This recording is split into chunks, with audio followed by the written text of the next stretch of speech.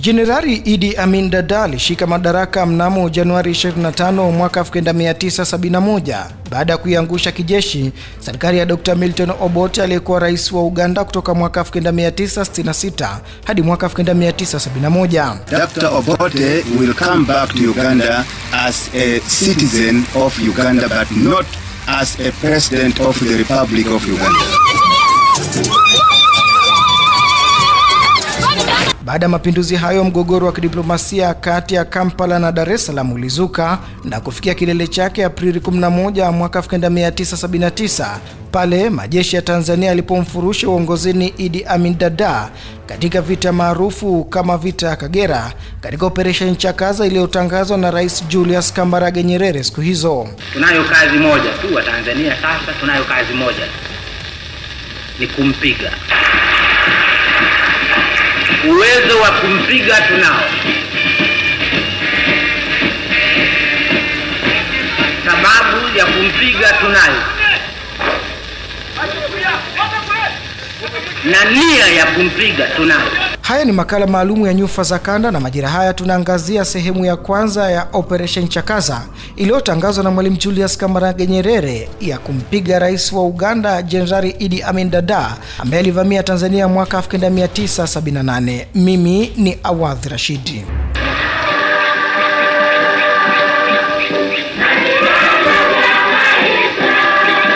Mnamo Oktoba 9 mwaka 1978, wakati Waganda wakisherehekea siku ya uhuru wa taifa lao, mwanajeshi wake mmoja alivuka mpaka na kuingia Tanzania kupata vinywaji na kukutana na mpenzi wake ambaye alikuwa raia wa Tanzania. Kwa mujibu wa gazeti la Daily Monitor la nchini Uganda la Oktoba 9 mwaka 2017, wakati mwanajeshi huyo akiwa mpakani upande wa Tanzania kwa starehe zake, alijikuta akipambana na wanausalama wa Tanzania, hali iliyopelekea kukamatwa na kutupwa rumande. Siku iliyofuata mwanajeshi huyo aliachiliwa kurudi kwa Uganda, lakini kwa kudhani kuwa amedhalilishwa na wanausalama wa Tanzania, alikimbilia kambini kwake upande wa Uganda kuchukua bunduki na kurejea upande wa Tanzania kulipiza kisasi. Alipofika umbali fulani hivi kutoka kituo alichokuwa ameshikiliwa, alifyatua risasi kadhaa kwa mbali hadi iliyopelekea askari wa zamu waliokuwa katika kituo hicho kukimbia. Baada ya kitendo hicho, askari huyo alirejea kambini kwake na kumwambia kamanda wake kwamba alikuwa ametekwa na askari wa Tanzania lakini amepambana nao. Bila kutafakari sana, kamanda wake alimpigia simu kamanda wa kikosi cha Malire kilichopo mjini Kampala, Kanali Juma Ali Oka. Bila ya kuwajulisha maafisa wakuu wa ngazi za juu wa jeshi la Uganda UPDF, Kanali Oka aliviamuru vikosi vya jeshi vilivyokuwa Ziwa Victoria kwenda kuongeza nguvu kwenye kikosi cha Luteni Biansi ili kuishambulia Tanzania. Nilikuwa kamanda wa kwanza wa vifaru kuingia Tanzania. Tuliamriwa kushambulia. Tulikaa Tanzania kwa wiki 2 kabla ya kuamriwa kuondoka na kurejea Uganda. Luteni Muzamir Amule wa jeshi la Uganda UPDF alimwambia mwandishi Faustin Mugabe wa gazeti la Daily Monitor katika mahojiano aliyoyafanya naye mwaka 2015 nchini Uganda. Kwa mujibu wa Luteni Amule, Kanali Oka aliingiza Uganda kwenye vita isiyokuwa na ulazima wowote. Unawapelekaje vitani wanajeshi kutoka Malire hadi Mutukula bila kumtaarifu amiri jeshi mkuu wa majeshi ya ulinzi na usalama au hata kamanda yoyote wa ngazi ya juu? Luteni Amule alihoji katika mahojiano hayo na Daily Monitor.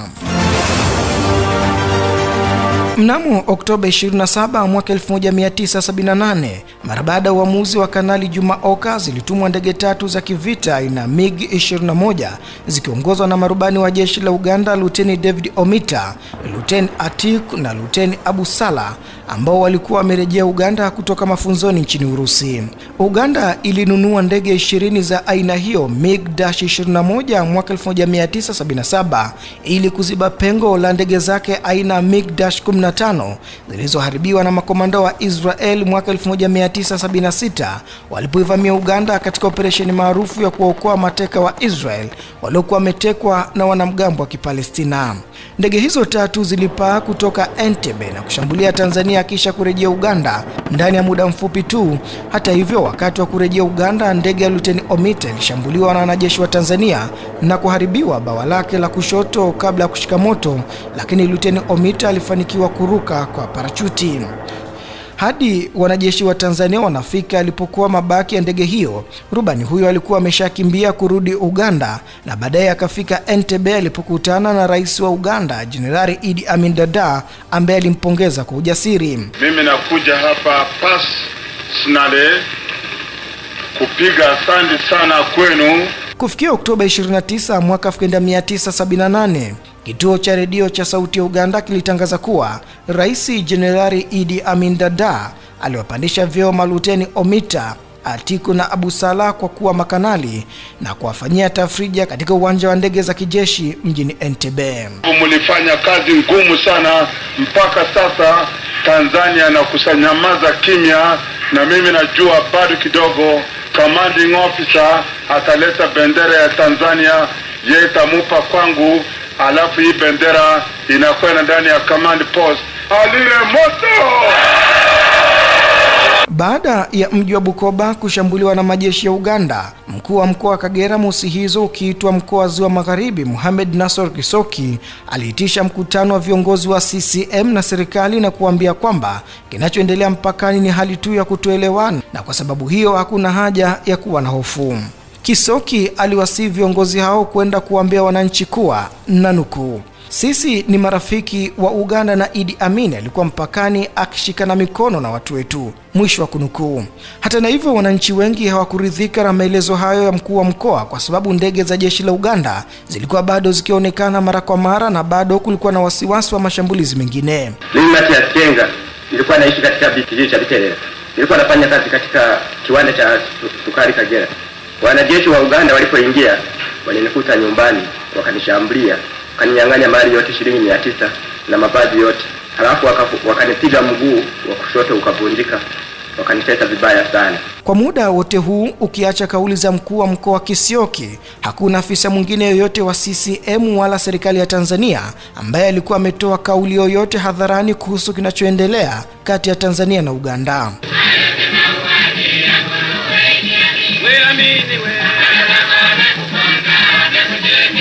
Kwa wakati wote huu, vyombo vya habari nchini Tanzania havikutangaza chochote kuhusu matukio yaliyokuwa yakitokea Kagera. Habari za matukio hayo zilisambazwa tu na wale waliokuwa wakikimbia vita. Shambulio dhidi ya mji wa Bukoba lilifanya raia wengi wa Tanzania kutaharuki na kuukimbia mji huo. Hadi jioni ya siku ya shambulizi la jeshi la Uganda, barabara zote za kutoka mji wa Bukoba zilikuwa zimefurika watu waliokuwa wakikimbia mji huo.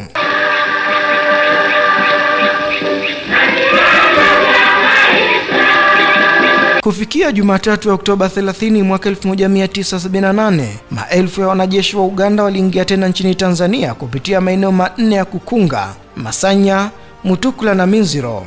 Raia wa Tanzania waliojaribu kupambana na majeshi hayo vamizi waliuawa kikatili, huku mamia wananchi wa Tanzania hususan wanawake wakichukuliwa mateka na kupelekwa kwenye kambi ya kijeshi ya Kalisizo nchini Uganda. Kwa mujibu wa kitabu cha The Great Britain Police on Uganda, baada ya Uganda kuteka eneo la Tanzania lenye ukubwa wa kilomita 1800 za mraba, wanajeshi wa Uganda walianza kupora, kubaka na kuua. Kwa mujibu wa kitabu kingine cha The Tanzania Invasion of Uganda, Just War, kwa siku hiyo moja tu zaidi ya Watanzania 1500 waliuawa, huku wanajeshi wa Uganda wakipora kila walichoweza kupora. Kiwanda cha sukari Kagera kiliathirika zaidi na uporaji huo, sawa na ranchi ya Misenyi ambayo mifugo mingi iliporwa na kupelekwa Mbarara, Uganda, ambako iligawiwa kwa askari na ndugu na marafiki zao. Baada ya siku hiyo hiyo, redio ya taifa Uganda ilitangaza kuwa jeshi la Uganda lilikuwa limekomboa eneo la Kagera na kusema kutoka wakati huo mpaka halali wa Tanzania na Uganda ulikuwa ni mto Kagera. Rais wa Uganda Idi Amin Dada mwenyewe alizuru eneo hilo na kupiga picha na silaha zilizoachwa na wanajeshi wa Tanzania waliokimbia. Na hii mimi nafikiri ni mwanzo tu, yuko silaha zaidi kutoka kwa ndege mpaka chini, iko ambayo zaidi ya nguvu kushinda hizi. Mimi nataka nyinyi napumzika na kukaa tayari, siku ngine kama maneno takuwa mbaya, nyinyi mutarudi, mutasafisha mpaka Dar es Salaam. Habari za kutekwa kwa mkoa wa Kagera zilimfikia Rais wa Tanzania Mwalimu Julius Kambarage Nyerere Jumatatu ya Oktoba 30 mwaka 1978, ambapo aliwaita nyumbani kwake makamanda wa Jeshi la Ulinzi wa Wananchi wa Tanzania JWTZ, wakijumuisha mkuu wa majeshi ya ulinzi na usalama siku hizo Luteni Jenerali Abdalla Twalipo. Hatuingizi majeshi yetu sisi ndani ya Uganda kwenda kumtoa Amini. Si kazi yetu sisi. Bana, ingekuwa hivyo hivi tulikuwa tunangoja nini? Miaka yote 8 na uwezo tunao. Siku mbili tu baada ya Mwalimu Julius Kambarage Nyerere kukutana na makamanda wa Jeshi la Wananchi wa Tanzania mnamo Novemba mosi mwaka 1978, alihutubia taifa kupitia wazee wa Dar es Salaam na kutangazia taifa juu ya uvamizi wa Idi Amin Dada na uamuzi wa kumpiga. Nimewaombeni mkusanyike tena niwaelezeni jambo ambalo kwa sasa wote mnalijua, lakini naona si vibaya nikiwaeleza, na nitawaeleza kwa ufupi. Wakati nilipokuwa ziarani Songea kuanzia juma la pili la mwezi uliopita, zilitangazwa habari kutoka Uganda kwamba jeshi la Tanzania limeingia Uganda na kuchukua sehemu kubwa na kuua watu hovyo. Siku zilipotangazwa habari hizo, nilikuwa nimekaribishwa chakula cha jioni na vijana wetu wa jeshi pale Songea na nikakanusha. Na kweli nikachukua nafasi hiyo kuvishutumu vyombo vya habari vya nje ambavyo vinapenda kutangaza uongo Idi Amin. Kila anapotangaza uongo wao hurukia na kuutangaza kana kwamba ni ukweli. Huo ndio uliokuwa uongo wake wa kwanza. Baadaye akabadili sura, akaongeza uongo wa pili katika shabaha hiyo hiyo kuwa Watanzania wanaua watu ovyo na kwamba wanasaidiwa na majeshi kutoka Cuba. Uongo huo nao tukaukanusha. Kwa hiyo alivyozidi kusema habari hizo za uongo, tuliendelea kuzikanusha na kuzipuuza, lakini siku ya Alhamisi akatuma ndege za kivita Bukoba. Vijana wetu akazitupia risasi zikakimbia. Siku hiyo ikarudi nyingine moja ikaangushwa. Ijumaa zikaja ndege za Kiaka zikatupa mabomu. Vijana wetu walizitupia risasi na 2 zikaangushwa. Rais wa Tanzania Mwalimu Julius Kambarage Nyerere alisema na kugusia pia ndege za Tanzania zilizopotea uwanjani wakati zikitoka Dar es Salaam kwenda Mwanza, ambazo kutoka na kasi yake zilihisiwa kuwa ni za adui na zikatunguliwa na majeshi ya Tanzania. Mwalimu Nyerere alisisitiza kuwa Tanzania ilikuwa imechoshwa na uongo wa Idi Amin na hivyo ameamua kuwa ndege zozote zitakazoonekana zitunguliwe. Kwa hiyo vijana wetu wamekushaambiwa kuwa ndege za kivita zikionekana zipigwe. Kwa vile za Bukoba na Kiaka zilivyopigwa, basi na hizi zikapigwa zilipofika Musoma. Walidhani ni za adui, tukapoteza ndege 3, lakini katika mambo ya vita ajali hutokea, na vijana hawa walishaambiwa ndege zikionekana zipigwe. Je, wangeziacha? Wanajuaje ni za adui? Kwa hiyo ikatokea bahati hiyo mbaya. Matukio haya hatukuyatangaza. Hata kule kupigwa kwa ndege za Idi Amin hatukutangaza. Hatukutangaza kwa sababu hatukutaka jambo lenyewe kulipa uzito mkubwa. Tulisema akiendelea kuleta ndege zake tutaziangusha kila zinapokuja. Uwezo wa kuziangusha upo, na mwenyewe Idi Amin anajua uwezo huo upo, na ni vizuri akijua yeye mwenyewe. Mwisho wa kunukuu. Mwalimu Julius Kambarage Nyerere aliwaeleza wazee wa Dar es Salaam na kukazia kuwa Tanzania haina subira tena na uchokozi wa Idi Amin Dada, kwani ameshavuka mstari mwekundu. Jana ametangaza mwenyewe kwamba ni kweli majeshi yake yamevamia nchi yetu na yamechukua sehemu hiyo ya Tanzania iliyo kaskazini mwa mto wa Kagera, kwamba tangu sasa eti sehemu hiyo ni ya Uganda na itatawaliwa kijeshi kama Uganda inavyotawaliwa. Ndivyo alivyotangaza mwenyewe. Sisi ametusaidia katika kutangaza jambo hilo kusudi sasa kwa sasa ubishi uishe. Sasa hiyo ndio hali. Tufanye nini? Tunayo kazi moja tu wa Tanzania sasa, tunayo kazi moja, ni kumpiga. Uwezo wa kumpiga tunao. Sababu ya kumpiga tunayo. Na nia ya kumpiga tunayo.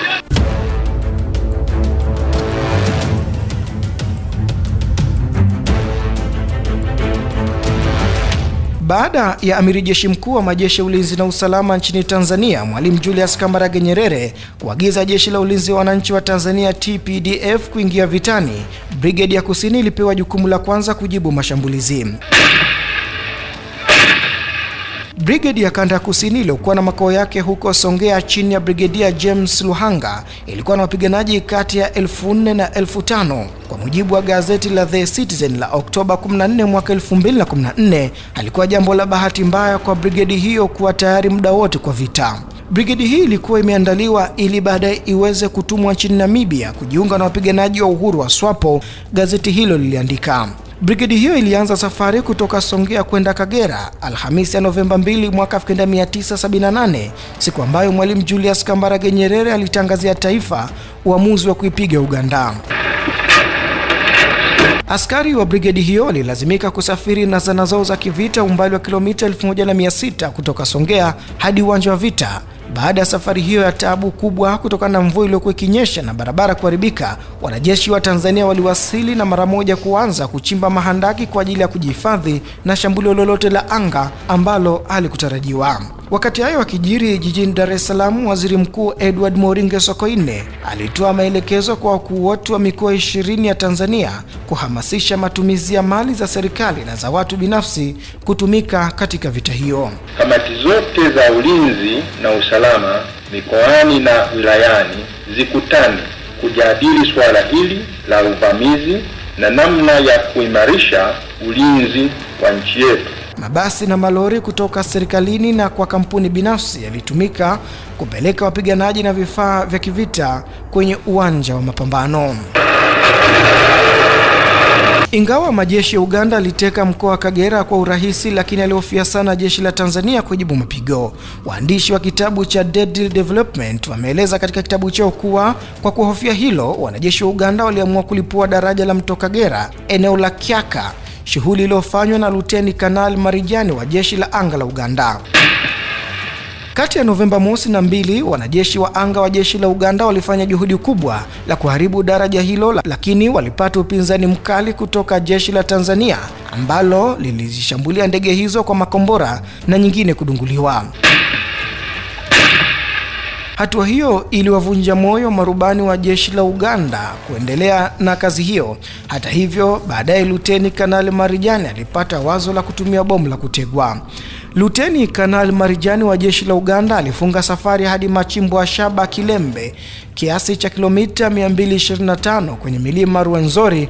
Meneja wa machimbo hayo ambaye alikuwa Mwingereza alikubali na akatuma timu ya wataalamu wake kwenda kutega mabomu kwenye daraja la mto Kagera. Usiku wa Ijumaa ya Novemba 3 mwaka 1978, watekaji wa mabomu walifika darajani na kufanya kazi hiyo bila kuonekana, na kabla ya kupambazuka daraja hilo likawa limelipuliwa. Mmoja wa wanajeshi wa UPDF aliyekuwa na wategaji hao ni Sergeant Kifulugunyu. Sergeant huyo aliambia gazeti la Daily Monitor la Uganda mnamo Aprili 23 mwaka 2016 kuwa wataalamu hao wa mabomu walikuwa 3, lakini utafiti wa gazeti hilo ulikuja kubaini baadaye kuwa walikuwa 4, Muitaliano mmoja na Waganda 3. Baada ya kudilipua daraja la Kagera, wanajeshi wa Uganda walifurahi sana jambo hilo. Tulifanya sherehe hapa hadi Kampala. Tuliridhika kuwa jeshi la Tanzania halingeweza kutushambulia tena baada ya kuharibu daraja ambalo wangetumia kuvuka na kuingia Uganda, Sergeant Kifulugunyu aliambia gazeti la Daily Monitor. Kwa upande wa marubani wa jeshi la Uganda waliotumika kulipua daraja la Kagera ni Major John Amunga, ambaye alikuwa kati ya marubani bora zaidi wa ndege za kijeshi za jeshi la Uganda, ambaye wenzake walimbatiza jina la mharibifu wa Tanzania. Mwingine alikuwa John Gase kutoka Seychelles, na ambaye alikuwa mtaalamu wa ubomoaji na ndiye anayedaiwa kulilipua daraja la Kagera. Hata hivyo, katika kitabu cha The Guardian Angel yapo maelezo tofauti kuwa mmoja ya wafungwa katika magereza ya Tanzania huko Dodoma aliyekutana na John Gase gerezani alimweleza mwandishi wa kitabu hicho kuwa John Gase akuhusika na kulipua daraja hilo. Siku daraja la Kagera lilipolipuliwa, jeshi la wananchi wa Tanzania JWTZ lilipata pigo jingine, kwani ndege 3 za kijeshi zilizokuwa zikitoka uwanja wa ndege Ngerengere Morogoro kwenda Mwanza zikipita juu ya ziwa Victoria zililipuliwa na askari wa TPDF na kuua marubani wake wakidhani zilikuwa ni ndege za adui. Kani mambo frelimo, kani mambo frelimo,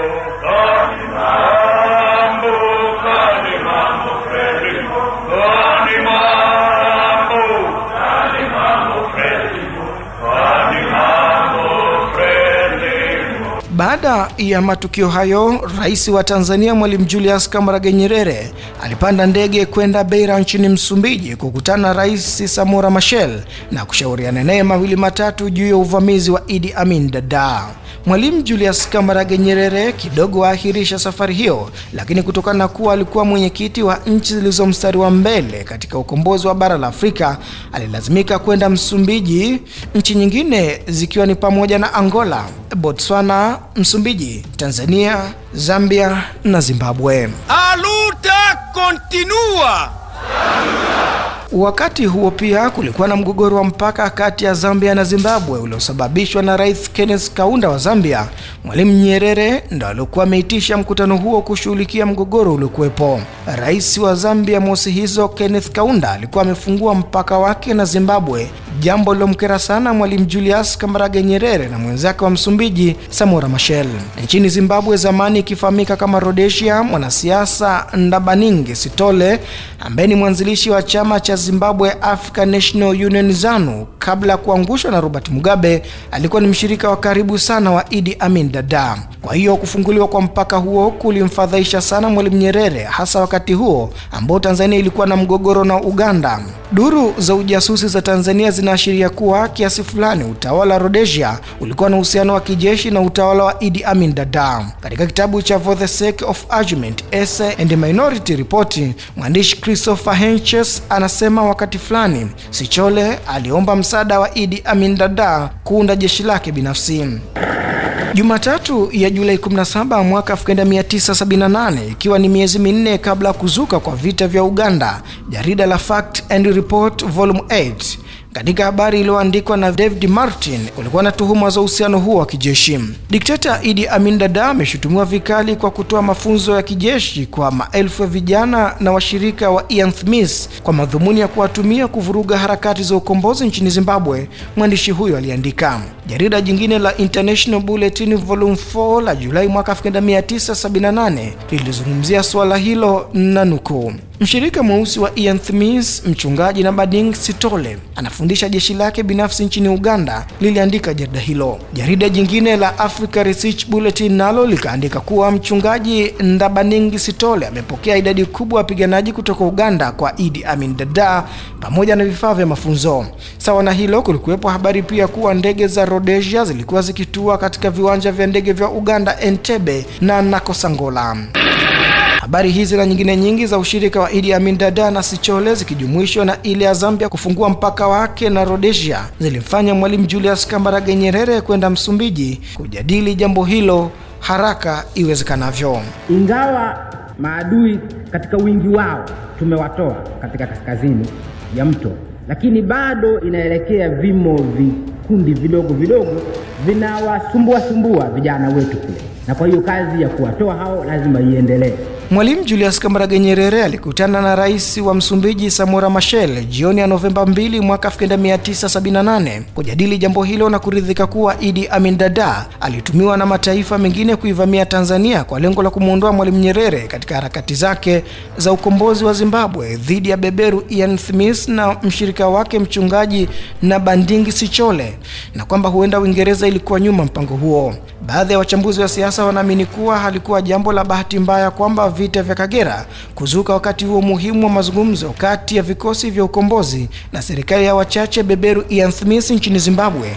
Ni kuwa wapinzani wa ukombozi walitaka kudhoofisha jitihada za Mwalimu Nyerere kwa gharama zozote. Hata na hivyo, baada ya kutafakari yote hayo, Mwalimu Julius Kambarage Nyerere alimhakikishia Rais Samora Machel kwamba Tanzania ingeweza kupambana na Idi Amin Dada bila kupoteza lengo lake la harakati za ukombozi wa Zimbabwe. Walikubaliana kuwa kikosi cha jeshi la Tanzania kilichokuwa katika mpaka wa Msumbiji na Rhodesia kirejea Tanzania, na zaidi ya hilo Rais Samora Machel naye akaahidi kutoa kikosi chake kuja kuisaidia Tanzania. Ndani ya siku chache wanajeshi wa Msumbiji waliwasili Kagera tayari kwa mapigano. Hata na hivyo hakukuwa na chombo chochote cha habari cha Tanzania kilichoandika au kuripoti taarifa zozote za wapiganaji wa Msumbiji kuwasili Kagera. Hata na hivyo, katika kitabu cha War in Uganda, mwandishi Martha Hani anadai kuwepo ushahidi kidogo kwamba wanajeshi wa Msumbiji walikuwa Tanzania baada ya kukutwa kwa nakala gazeti la Noticias kwenye ukumbi wa mapumziko wa uwanja wa ndege wa Mwanza. Mwandishi wa kitabu hicho ambaye alikuwa uwanja wa vita alidai hata zaidi kuwa licha ya wanajeshi wa Msumbiji wapatao 800 kuwa mstari wa mbele wa vita, hakukuwa na wapiganaji wengine kutoka taifa jingine duniani waliopigana bega kwa bega na wanajeshi wa Tanzania dhidi ya wanajeshi wa Uganda. Usiku wa Novemba 15 mwaka 1978, kikosi cha kwanza cha askari wa Tanzania chini ya Luteni Kanali Benjamin Msuya kilivuka mto Kagera kwa mashua ndogo na kuingia ng'ambo ya pili.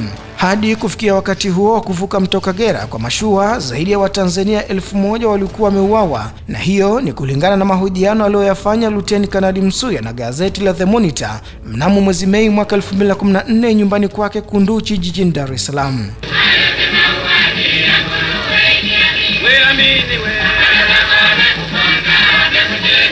Luteni Kanali Msuya aliongoza batalioni ya 19 JWTZ iliyokuwa chini ya brigade ya 208 iliyoongozwa na Brigedia Jenerali Mwita Marwa. Kazi yake kubwa ikiwa ni kuivamia na kuiteka Kampala, lengo lilofikiwa mnamo Aprili 10 mwaka 1979.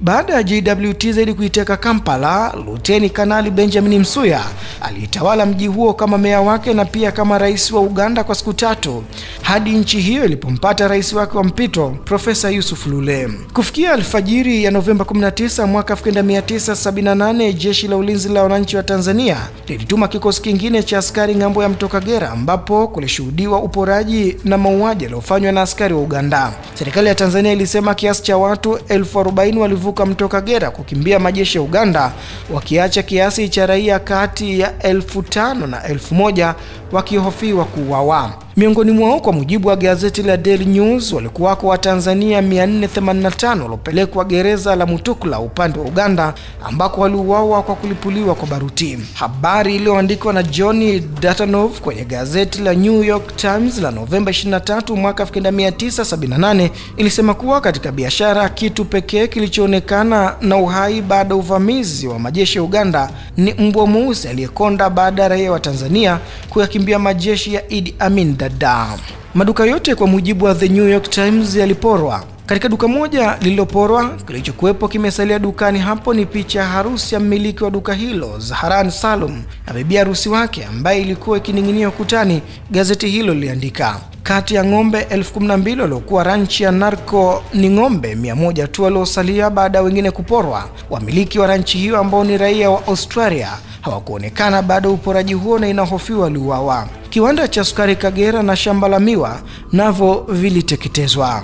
Doria Luteni Kanali Msuya ilifika hadi mpaka wa Uganda Jumatano ya Novemba 22. Kwa wakati wote huo askari wa Idi Amin Dada hawakuonekana, lakini doria hiyo ilipofika eneo la Minziro iliona kiasi cha askari 30 wa Idi Amin na vifaru viwili vikiwa eneo la kanisa. Askari hao hawakufanya lolote na hatimaye walirudi nyuma hadi eneo la Kiaka. Ijumaa Novemba 24 mwaka 1978, vikosi kadhaa vya jeshi la ulinzi la wananchi wa Tanzania vikiongozwa na mabrigedia watatu, James Luhanga, Mwita Chacha na Silas Mayunga, vilitanda kuzingira maeneo yote yaliyotekwa na jeshi la Tanzania. Siku hiyo hiyo daraja la dharura likajengwa ili kuvusha vifaru na zana nyingine za kivita. Kazi hiyo ikikamilika na siku iliyofuata zana za kivita zikaanza kuvushwa kuelekea Uganda. Wakati daraja la dharura likijengwa, Rais Nyerere alizuru eneo hilo licha makamanda wa JWTZ kumzuia. Akiwa kwenye uwanja wa vita, Mwalimu Nyerere alitumia darubini kutizama wapiganaji wa Amini wakiwa vilimani, umbali wa kilomita 10 kutoka mpakani, tayari kuishambulia Tanzania. Tunagombea ardhi yetu, hata hewa ya Tanzania ni yetu. Lazima mjue hayo. Ziara hiyo Mwalimu Nyerere ilimshawishi kukubaliana na makamanda wa JWTZ kuwa eneo la Kagera alikuwa salama, na ili usalama uwepo ilikuwa ni lazima JWTZ kuvuka mpaka na kuingia Uganda. Tarehe 22 Januari tumemtoa katika vilima hivi tulivyokaa. Wajibu wetu mkubwa kwanza ni kuhakikisha kwamba mlima ule wa Kagera tunaouona ni lazima tuuchukue na uwe mikononi mwetu. Kwa muda mrefu tumesubiri, na sasa tumepewa amri na amiri jeshi mkuu kwamba nyoka huyo lazima tumwangamize.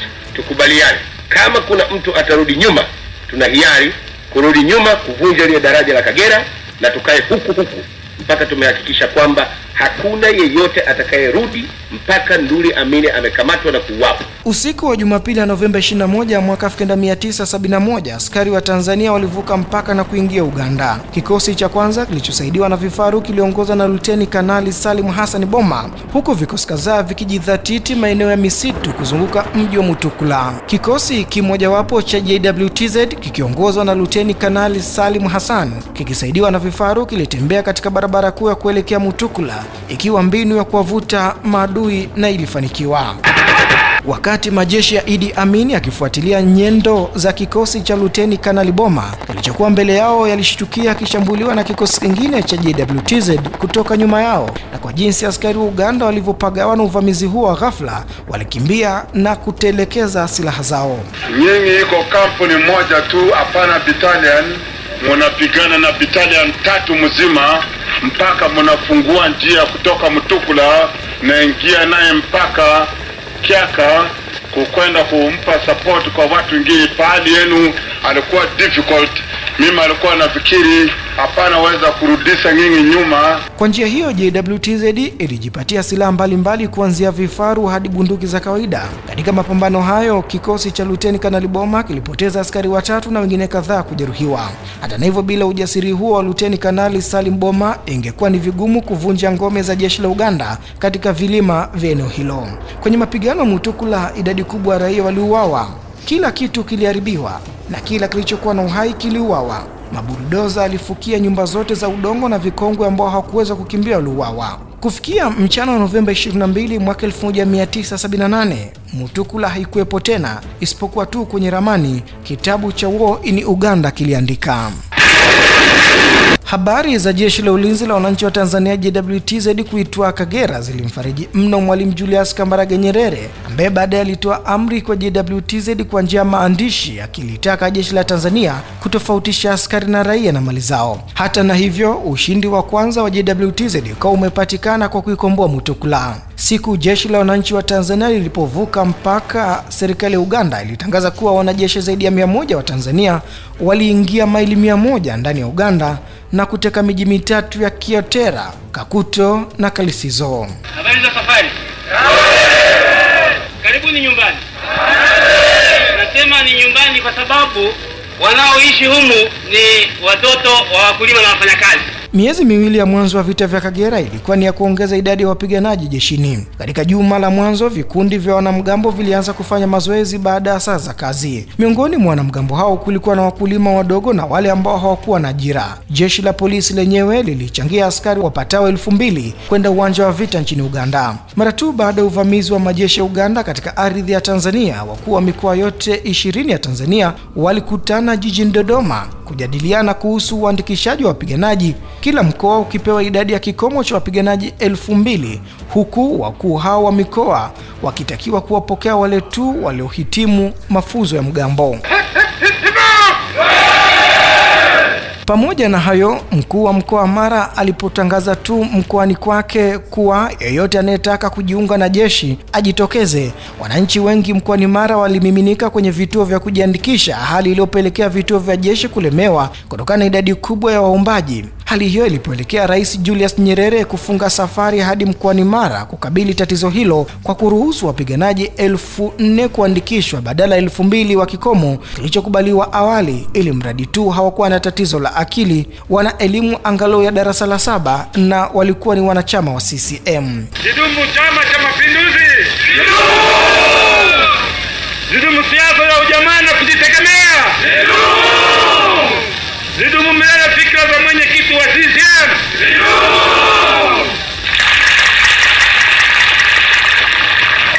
Kwa kutumia utaratibu huo, wanamgambo wapatao 1040 waliingizwa jeshini na kufanya idadi ya wapiganaji kufikia 1075 na zaidi. Hatimaye wapiganaji 1045 wa Tanzania wakaingizwa Uganda. Pamoja na kuwa wanamgambo wanawake walipata mafunzo sawa ya kijeshi na wale wanamgambo wa kiume, lakini hakuna mwanamgambo mwanamke aliyeingia jeshini kupigana vita, isipokuwa tu walitumika kama wauguzi. Mara baada ya uvamizi wa Kagera, serikali ya Tanzania ikaanza kuwahamasisha wananchi wa Uganda waliokuwa wakimpinga Idi Amin kupigana dhidi ya majeshi yake. Hii ikimaanisha kuwa hadi kufikia hatua hiyo, mkataba wa Mogadishu ukawa umekufa rasmi. Mkataba huo maarufu kama mazungumzo ya Mogadishu uliafikiwa nchini Somalia mwaka 1972 ukiwa na lengo la usuluhishi la mgogoro kati ya Tanzania na Uganda. Baada ya kukwama kwa juhudi za kusuluhisha mgogoro huo, Mwalimu Nyerere alitangaza kuwa anawaunga mkono wale wote wanaompinga Idi Amin na yuko tayari kutoa mafunzo, silaha na fedha kwa Waganda wote ambao wangekuwa tayari kwenda Uganda kumpiga Idi Amin. Awadhi Rashid, sehemu ya kwanza ya Operation Chakaza, makala maalumu ya Nyufa za Kanda, Arusha One Radio.